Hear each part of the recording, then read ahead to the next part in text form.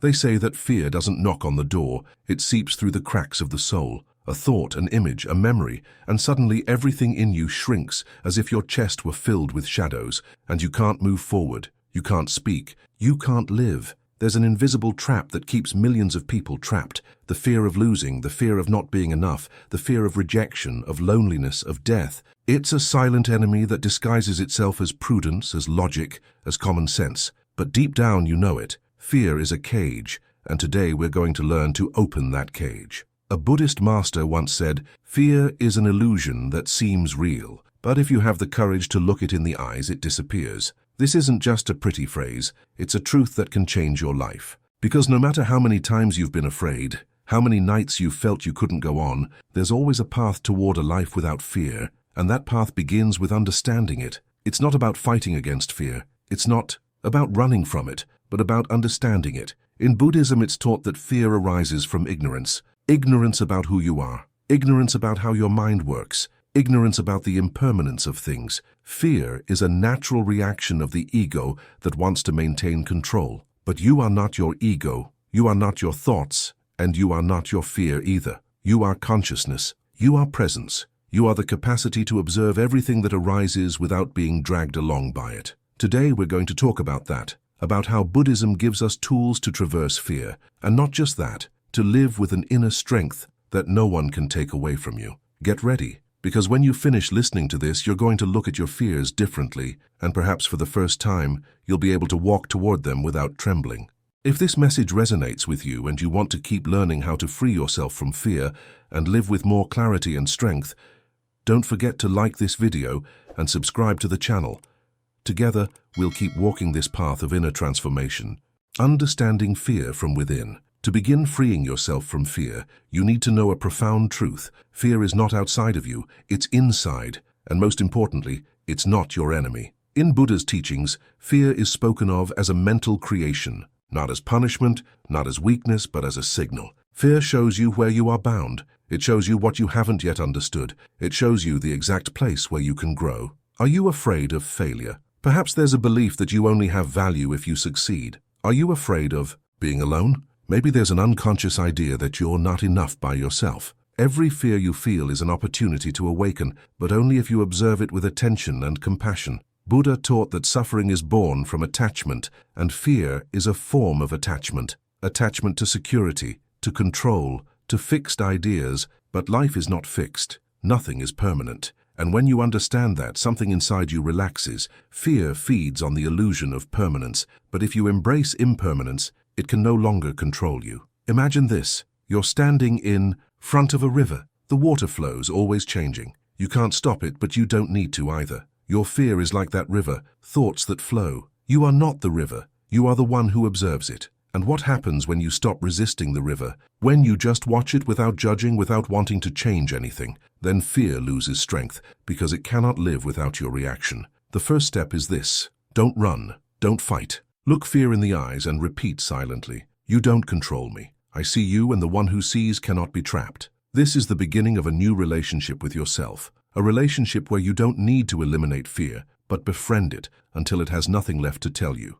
The power of small steps. Kaizen. Now that you know fear is a mental illusion, comes the big question, how is that illusion transformed? How do I go from knowing it to feeling it? Buddhism doesn't stay in theory, it offers paths. And one of the most powerful comes from the heart of Japanese Zen, the Kaizen method. Kaizen means continuous improvement, and although many apply it in businesses, its origin is deeply spiritual because it understands something we sometimes forget. True change occurs in small steps. When fear is very large, it paralyzes. But if the step is so small that it doesn't cause fear, then you can take it. A master used to say, "Don't be afraid of mountains. Just focus on moving one grain of sand each day." That's how fear is overcome, not by fighting it, but by walking slowly with consciousness. Are you afraid of public speaking? Don't start with a stage. Start by talking to yourself in front of a mirror. Are you afraid of making big decisions? Start by deciding small things with firmness. Are you afraid of change?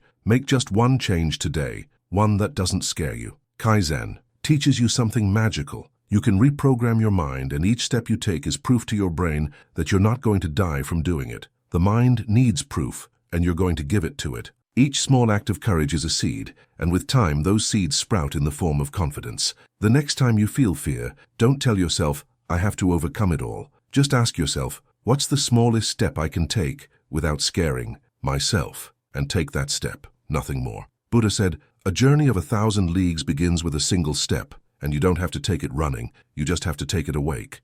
The power of stillness, Zazen meditation. Now you know the power of small steps, but there's something equally important as movement, stillness. Yes, silence is also a path, and monks know this very well. In Japanese monasteries, there's a practice as simple as it is powerful, sitting without speaking, without doing anything, just observing the mind. They call this Zazen, meditation in sitting posture. And what happens there is extraordinary. Fears begin to show themselves for what they are, clouds that come and go. When you close your eyes, your mind screams, thoughts appear one after another. What if I don't make it? What if something happens to me? What if I fail? But if you don't cling to them, if you simply breathe and let them pass, something changes. At first it will seem unbearable, as if fear becomes stronger, but it's just that for the first time you're listening to it, and if you listen without judgment, it dissolves. The technique is simple. Sit in silence, breathe deeply, feel the air entering and leaving. When a thought comes, observe it and return to your breathing. Do it for 5 minutes, then 10, and little by little your mind will begin to obey, not because you're forcing it, but because you're returning to the present. Fear lives in the future, in what might happen, but you can return here again and again. Breathing is your anchor. When you feel fear invading you, you don't need to flee or react, just breathe. 3 conscious breaths can save you from a mental storm. Monks don't overcome fear because they don't have it, but because they've learned not to feed it. And you can do it too. You don't need to be a monk, you just need to be present.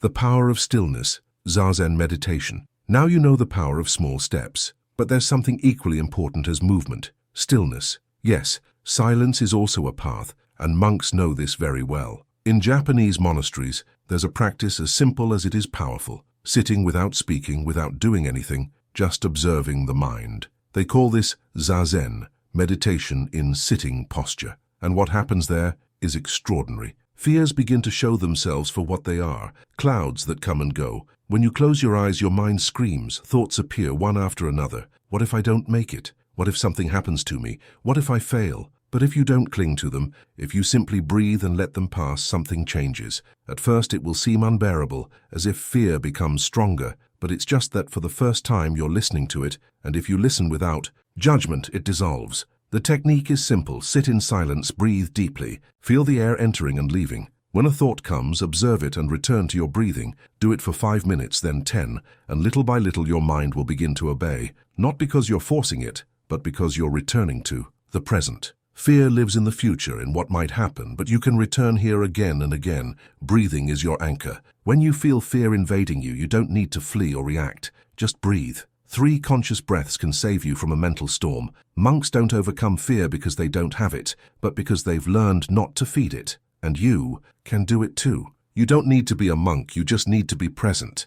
The samurai way, courage through acceptance. Now we've walked with small steps. We've learned to sit in silence. Now it's time to talk about courage, true courage, the kind that's born within. And for that, let's turn our gaze toward the ancient samurai warriors who lived under the code of Bushido, a philosophy deeply influenced by Zen Buddhism. The samurai weren't brave because they didn't feel fear. They were brave because they knew how to act despite fear, and they achieved this thanks to a key principle, action with presence. Bushido taught to look death straight in the face, not to fear it, not to desire it, just to accept it as a natural part of the path. Because whoever accepts their mortality no longer lives with fear, they live with purpose. One of their mottos was, "The fear of death is the greatest of fears. Overcome it and you will be free." But it's not about living with risk but with consciousness. You can also apply this philosophy. When you feel fear, ask yourself, what part of me am I protecting? My image, my comfort, my ego? And then do what the samurai would do.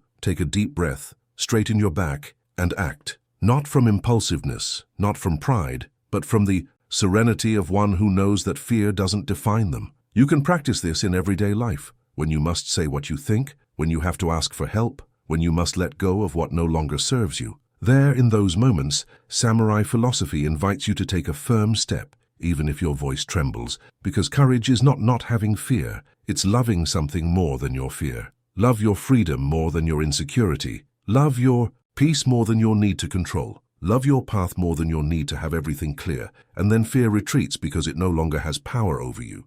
Conscious breathing, the bridge to peace. Now we come to one of the most transformative practices, meditation and conscious breathing. Although it may seem simple, the way you breathe can completely change your relationship with fear. Because when you have fear, the first thing that changes is your breathing. It becomes short, fast, superficial, and that feeds the chaos in your mind. But if you breathe consciously, the body calms down, the mind quiets, and the heart finds refuge. In Buddhism, breathing is sacred because it's the bridge between the body and consciousness. When you breathe with attention, you return home. Try this right now. Inhale slowly through your nose, count to 4. Hold the air for 2 seconds and exhale gently, counting to 6. Repeat this 5 times and observe what changes in you. That's the power of here and now. When you breathe like this, fear no longer has space to cling to because you are present, you are awake. Buddha said, "When I inhale, I know I am inhaling. When I exhale, I know I am exhaling." It seems simple, but it's a revolution. With each conscious breath, you recover the control that fear took from you. Monks practice this every day. In every action, they are breathing with attention, walking with attention, eating with attention, even washing their dishes with attention. Why? Because they know that being present is the antidote to fear. You don't need to go to a monastery. You just need to remember that the next time you have fear, you don't have to run. You just have to breathe deeply, calmly, with intention. And little by little, that fear that seemed immense becomes just another shadow that dissolves with the sun of your consciousness. The power of now, living in presence. And now we come to the heart of this entire journey, the power of here and now, presence, mindful consciousness. Fear doesn't live in this instant. It has never lived here. It's always in the what if. What if something happens to me? What if it doesn't work out? What if they reject me? All in a future that doesn't yet exist. But the present is safe. Breathe. Look around you. Right now you're okay. Right now you're safe. That's the only thing that's real. Mindfulness is a central practice of Buddhism. It's not a technique. It's a way of living. It's deciding to be where you are with your whole being. When you eat, you just eat. When you walk, you just walk. When you feel fear, you simply observe it. Without judgment, without escape, without drama. Because by observing it without adding story to it, you discover that fear is not so solid. It's just an emotion, a passing cloud, a temporary visitor. And you are the sky where those clouds pass. You are the space, not the storm. You are the one who can choose to respond instead of react. When you live present, you no longer need to control everything because you understand that the only thing you can inhabit is this moment. And this moment never brings fear. Only when you travel with your mind to the past or future do you get tangled up. But here, now, in this precise second, you can breathe, you can feel, you can be at peace. Conclusion: you are greater than your fear. That's how fear is overcome. Not with force, not with rejection, not with pretending it doesn't exist. Fear dissolves when it is met with understanding, when it is held in presence, and when we take conscious steps inward rather than running away. The truth is, fear is not your enemy. It's not a sign that you're weak, broken, or failing. It's an invitation to awaken to a deeper part of yourself. Every time fear rises, it's not there to punish you. It's there to teach you, to reveal the places within where you've forgotten your own strength, your own light. Instead of saying, "Ugh, this fear again," what if you paused, took a breath, and said, "Thank you. You've come to show me something else that I'm ready to let go of." And so you let go again and again. You breathe, you stay. You choose presence over panic, curiosity over judgment, and love over resistance. Some days it feels easier, other days heavier, but slowly something begins to shift. The chains loosen, the walls crack. The grip of fear starts to dissolve. Until one day, you look back and realize it's not that fear disappeared. It's that it no longer controls you. It no longer defines your decisions, your self-worth, or your path. Because you've remembered a simple, powerful truth. You are greater than your fear. You always were. You were simply waiting to remember it. And every step you've taken inward was never really about fighting fear. It was always about remembering who you truly are.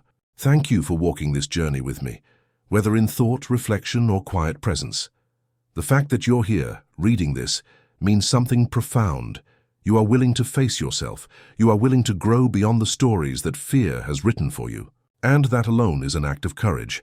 Remember, this isn't the end. It's the beginning of a deeper relationship with yourself. A life where fear doesn't get the final say, you do. So thank you for your time, for your energy, for your willingness To listen, to reflect, and to choose growth over comfort. Carry this truth with you always. You are greater than your fear. You always were. You always will be. With deep gratitude and respect, Daily Dharma.